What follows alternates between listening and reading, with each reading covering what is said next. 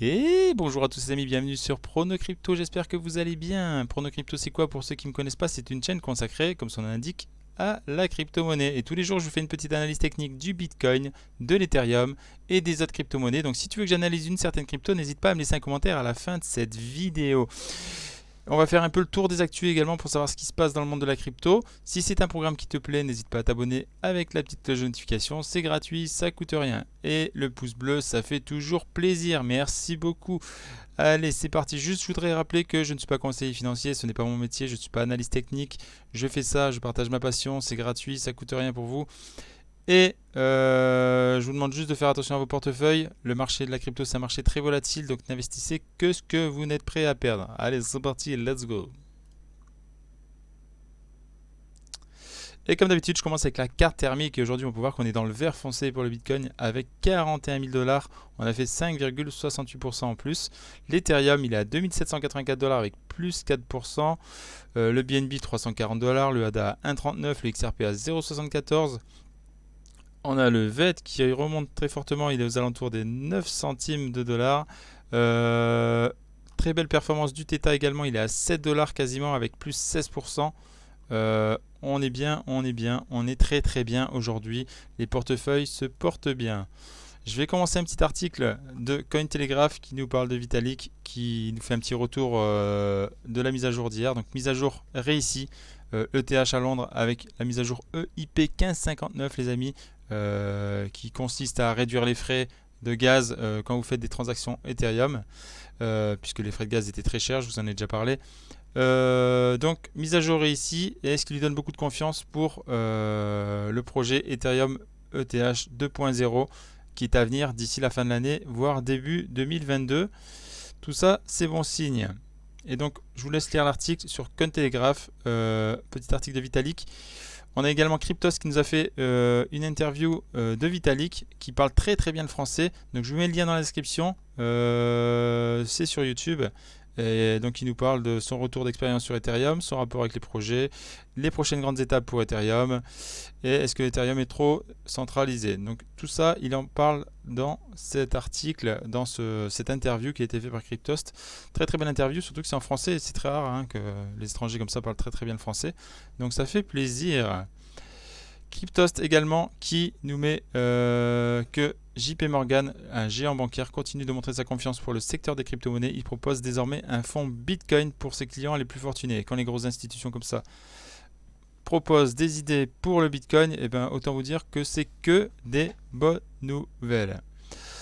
Alors, du coup, j'ai aussi, on fera aussi également une petite crypto qui s'appelle le RSR qui m'a été demandé par Talbagar. Tu penses quoi du RSR?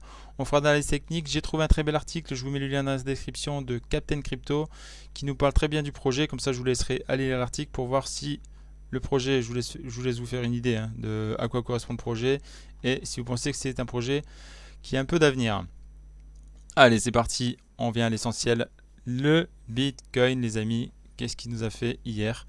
Je vous avais annoncé, donc quand je vous fais en journalier, je vous avais annoncé une chute ici, et je vous avais dit qu'on viendrait certainement, puisqu'on avait cassé la moyenne mobile 100, chercher cette moyenne mobile pour rebondir et repartir à la hausse, ou alors si on l'a cassé, on irait tout bas. Qu'est-ce qu'on a fait? On a fait une pointe hier, qui est venue à 37 308 dollars à peu près, donc quasiment au niveau de cette moyenne mobile et qui a rebondi et qui est reparti à la hausse. Exactement ce qu'on voulait et qui a recassé à nouveau la moyenne mobile 100. Qu'est-ce que ça veut dire? Ça casse la moyenne mobile 100. On va venir à nouveau tester le haut de ce canal au niveau des 42 000. Donc on va venir chercher cette hauteur-là à 42 170. On va tester et si on arrive à passer cette hauteur-là, on va venir chercher cette moyenne mobile dans les prochains jours. Donc, je ne sais pas si ce sera aujourd'hui, demain ou après-demain, mais d'ici la fin de la semaine, on devrait peut-être, si on casse ici, revenir chercher cette hauteur-là. Si jamais on rebondit à nouveau sur ce canal et qu'on repart à la baisse, bah, direction à nouveau les 37 000. Voilà pour le Bitcoin. On est sur un beau schéma. Je vais passer en 4 heures pour voir ce qui va se passer à court terme, c'est-à-dire à la fin de cette journée. Donc là, actuellement, on est sur cette résistance, résistance des 41 133. On a une grosse résistance ici, donc à 41 500, symbolisée par ce gros trait vert que vous voyez ici. Et ensuite, on a cette hauteur de 42 385 à revenir tester. Donc si on part à la hausse, ça fait cette résistance est cassée, deuxième résistance, troisième résistance. On a 3 petites résistances à casser, une grosse surtout ici à 41 500. Si on la casse, c'est fort possible qu'on aille chercher ensuite les 44 000. Par contre, si on rebondit dessus à la baisse, je vais vous tracer un petit Fibo. Si on rebondit dessus à la baisse, donc je ne peux pas tracer le plus haut, on va le tracer ici par rapport à ce qu'on a fait hier. Si jamais on rebondit à la baisse, on reviendra tester les 39 328.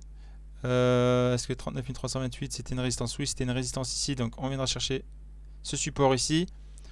Ensuite, ce support ici des 38 213. Et à nouveau les 37 000. Ça, c'est si on rebondit à la baisse. Et si on casse ces 37 000, après c'est direction les 35 000, qui correspond pile poil à cette moyenne mobile, les amis. Si on devait partir à la hausse, donc là actuellement on est en train de travailler cette moyenne mobile, vous voyez on est pile poil dessus sur le Fibo à 41 133 à peu près. Donc si on le casse, on ira chercher les 42 420. Et si on casse les 42 420, c'est ce que je vous disais, direction les 45 558. Ça, c'est bon signe. Voilà pour le Bitcoin. On va passer à l'Ethereum. L'Ethereum, qu'est-ce qu'il nous dit? On va commencer en journalier. En journalier, on continue notre ascension. Donc, petite baisse ce matin, mais la journée n'est pas finie. On peut repartir à la hausse facilement. On cherche à venir casser ce canal des 2891. C'est une grosse résistance puisqu'on l'a travaillé une fois ici. Donc on l'a travaillé 2 fois déjà et on va chercher à nouveau à venir à travailler. Donc je pense qu'on va essayer de tester ça aujourd'hui. Si on repart à la baisse, direction cette moyenne mobile ici aux alentours des 2547. Je vais le mettre en 4 heures. Comme ça on voit à court terme qu'est-ce qu'on va venir chercher. Donc je vais tracer un petit Fibo, ce qui va vous donner les objectifs verts et les objectifs boules. Donc si jamais on devait repartir à la baisse, je vais tracer mon plus haut ici et je vais le tracer ici, comme ça on voit bien les chiffres. Je vais vous les donner parce que ceux qui sont sur mobile, je sais que vous avez du mal à voir. Du coup je vais vous énumérer les chiffres. Donc si on repart à la baisse, on va venir tester les 2690 $ qui correspondent au 0,5 du Fibo. Et qui était pour nous ici une résistance. Ensuite on viendrait tester les 2600 $. Si on casse les 2533, et si jamais on casse les 2533, malheureusement on viendra chercher à nouveau les 2340 $. Et si on casse les 2340 $ qui correspondent à cette moyenne mobile également, regardez, je vous dis toujours les moyennes mobiles, le Fibo c'est très intéressant et ça correspond parfaitement. Le 1 du Fibo ici correspond à la moyenne mobile ici. Le 1,618 du Fibo ici correspond à cette moyenne mobile là, donc les 2340. Si on casse cette moyenne mobile là, on viendra tester la moyenne mobile 200 à 2196 et ensuite les 2000 $ à nouveau. Donc le Fibo, très intéressant pour vous donner les targets, les take profits, tout ce qui, quand il faut revendre, tout ça c'est très intéressant. Maintenant je vais vous le donner à la hausse. Si on part à la hausse, pardon, c'est pas ça, c'est ça. Si on devait partir à la hausse, le dernier plus haut, on est léger là. Si on devait partir à la hausse, ce serait très léger. Donc on doit casser ces 2907 $. Je vais agrandir un peu, on y verra mieux, parce qu'on a quand même quelque chose d'intéressant juste avant. Ça c'est devant, on va le bouger. Hop là, on va agrandir un peu, comme ça vous y voyez mieux. Et je vais reculer ces chiffres ici. Donc, si on repart à la hausse, là on est en train de travailler ici, en dessous. Donc on doit venir chercher déjà les 2795 $. Pour ensuite venir chercher les 2823 à nouveau. Les 2844. Cette grosse zone à passer des 2903 $. Si on casse les 2903 $, c'est direction les 3000. Ensuite 3096 et 3156. Ça c'est du court terme. Donc objectif boule à court terme, je viens de vous donner toutes les targets. Voilà pour l'Ethereum, je ne peux pas vous en dire plus. On va passer au Matic. Matic, je voulais vous en parler parce que c'est un projet très intéressant. Je vais le mettre en journalier. C'est un projet très intéressant, mais qui a du mal en ce moment. Il est coincé dans cette zone là, entre ces moyennes mobiles. Malgré le fait que le Bitcoin, l'Ethereum, tout ça grimpe, je pensais que le Matic allait fortement monter aussi, mais il nous a fait une petite hausse. Il est passé quand même de 68 centimes à 1,08$, hein, donc ça fait une belle hausse ici surtout. Mais là, ça fait quasiment 5-6 jours là, qu'on stagne et qu'on est entre ces deux moyennes mobiles. Autant vous dire que quand ça va sortir, ça va exploser d'un coup, hein. Donc on viendra chercher les 1,25$, je pense, si on part à la hausse. Donc je vous ai mis ici la moyenne mobile, on allait à 1,22$. Donc j'avais dit 1,25$, mais on allait à 1,22$ ici.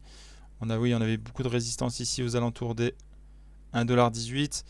Donc actuellement on est à 1,05$, mais on pourra prendre facilement, si on vient chercher ici les 15-20%, hein. Voilà, 15% facilement.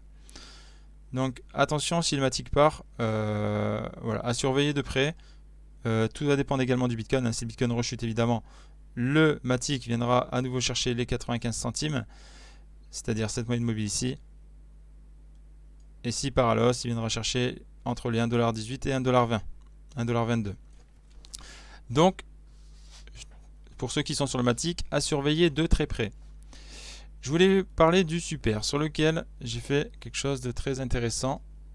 Je vous avais mis sur le Twitter et sur le... Je ne sais plus si c'est sur le Twitter ou sur le Discord, donc n'hésitez pas, hein, je vous mets le lien dans la description de mon Twitter et de mon Discord sur lequel je partage mes trades. Le Super, je vous avais dit que c'était quelque chose de très intéressant à long terme. Pourquoi ?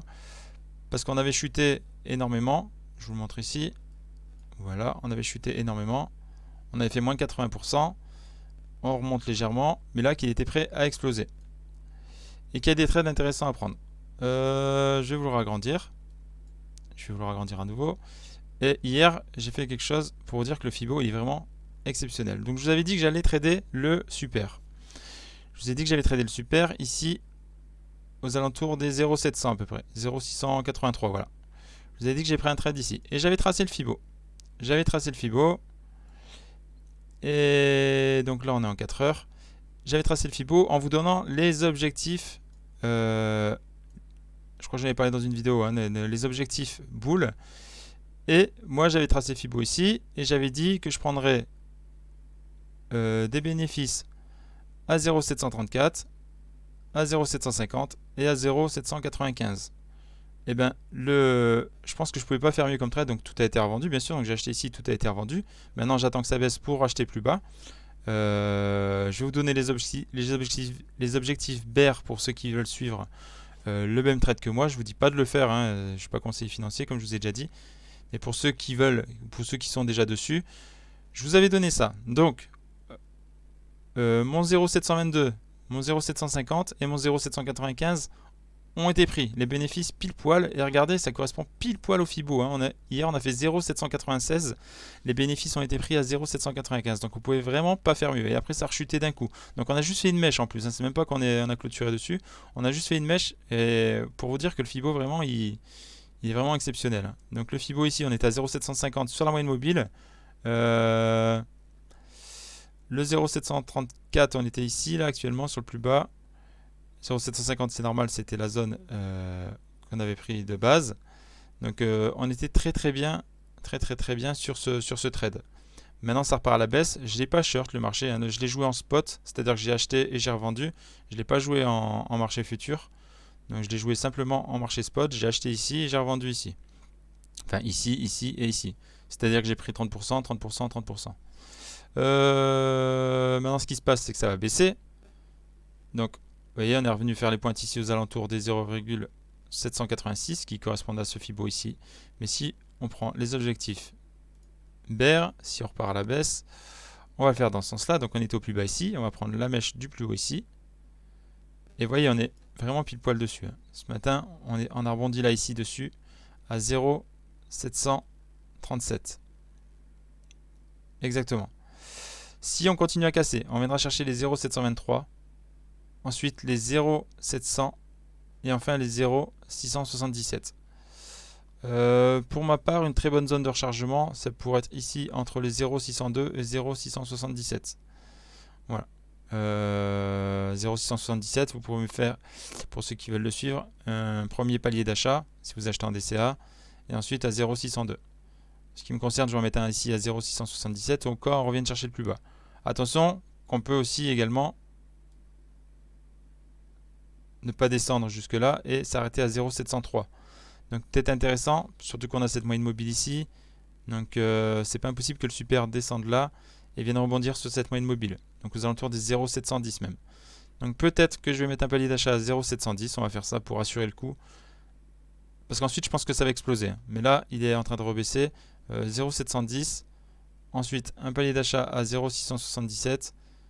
Et j'attendrai de voir si ça casse. Si ça casse, on a également une moyenne mobile ici à 0,660. Et ensuite les 0,603. Donc voilà pour le super. Je tenais à en parler parce que je trouvais intéressant comme projet et je pense qu'il va bientôt exploser.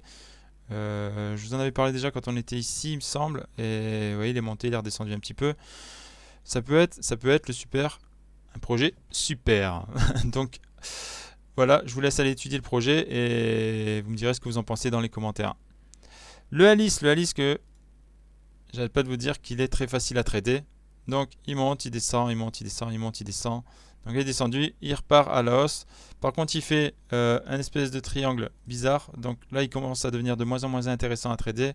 C'est-à-dire qu'on était ici. Voilà. Et on est également ici. Voilà. Donc on est sur quelque chose qui devient de moins en moins intéressant. On est sur un triangle qui est en train de se réduire. Donc est-ce qu'il va casser à la hausse et est-ce qu'il va casser à la baisse? C'est surveillé. Pour l'instant, il est en train de monter. Il a fait une mèche ce matin. Il est venu chercher cette grosse résistance. Il est reparti un peu à la baisse. Donc il a réintégré ce triangle. Jusqu'à maintenant, il était intéressant. Le Alice va complètement à l'inverse du Bitcoin. Le Bitcoin baisse, le Alice monte. Le Bitcoin monte, le Alice baisse. Donc il nous fait des choses un peu bizarres.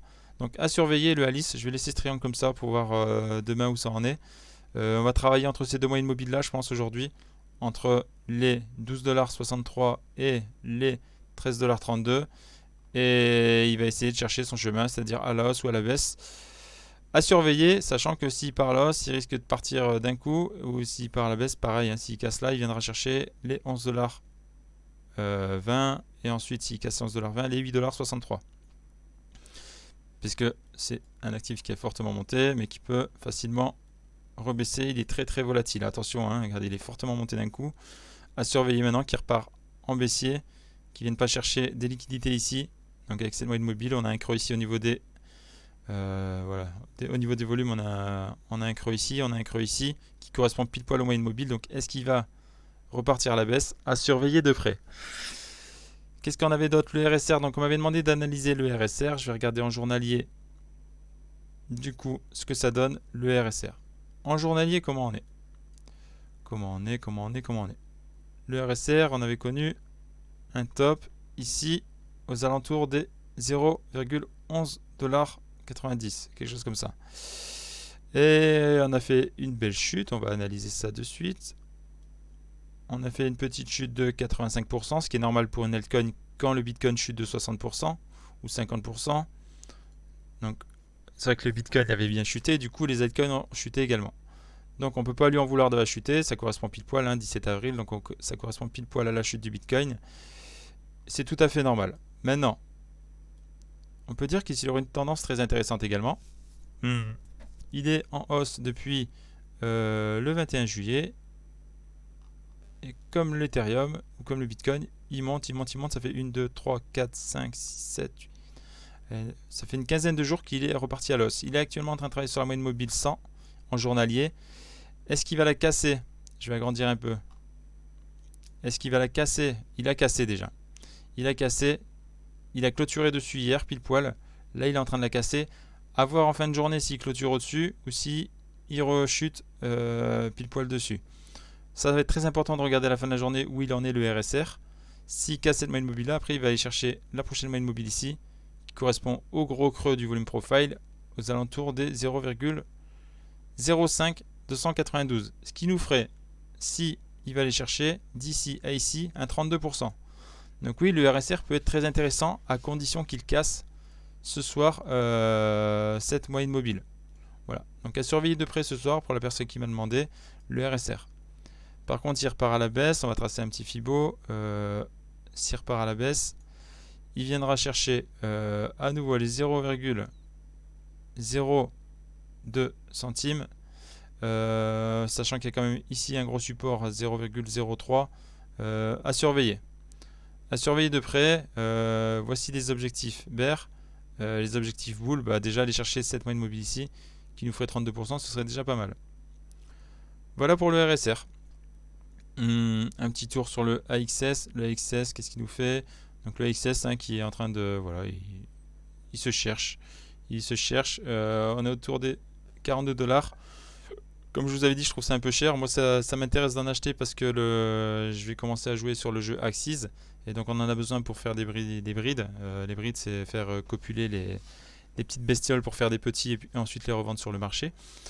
Mais là, c'est un peu cher, 40 $, puisque sachant qu'il faut 4 Axis pour faire reproduire sa bestiole. Ça fait, voilà, ça fait 160 $ pour faire reproduire sa bestiole. Plus les SLP, ouais, ça fait presque 200 $, on va dire, pour faire reproduire ces bestioles, sachant qu'elles se vendent aux alentours de 350 $. Donc il y a encore du bénéfice à se faire, mais j'aimerais bien qu'il redescende un petit peu, au moins aux alentours des 35 $, que je puisse refaire quelque chose. Je pense que s'il redescend à 35 $, j'en prendrai un petit peu, mais j'attends surtout qu'il descende d'ici aux alentours des 25, entre 20 et 25 $. Très bonne zone de rechargement ici. Là, en tout cas, on va essayer de revenir chercher cette moyenne mobile, j'espère, aux alentours des 36 $. Et si on les casse, direction les 20 $. Faudrait vraiment... j'aime pas trop souhaiter la baisse du marché, mais là, oui, parce que je veux en acheter, donc j'aimerais bien que ça baisse aux alentours des 20 $. On sait pas ce que ça va faire, peut-être ça va exploser à la hausse. On peut rien dire, là pour l'instant, il est monté, il est en train de consolider tout doucement. Maintenant, est-ce qu'il va casser vers le haut ou vers le bas? À surveiller. Voilà, je pense que j'ai fait le tour, j'ai fait le tour de toutes les petites cryptos. J'espère que cette petite vidéo vous a plu. On n'hésite pas à mettre le petit pouce bleu, j'arrête pas de le répéter, mais c'est gratuit et ça coûte rien et ça m'aide au référencement de la chaîne. Merci à tous pour le visionnage. N'hésitez pas à demander également la crypto que vous voulez dans les commentaires. Merci à tous, bonne journée, ciao ciao.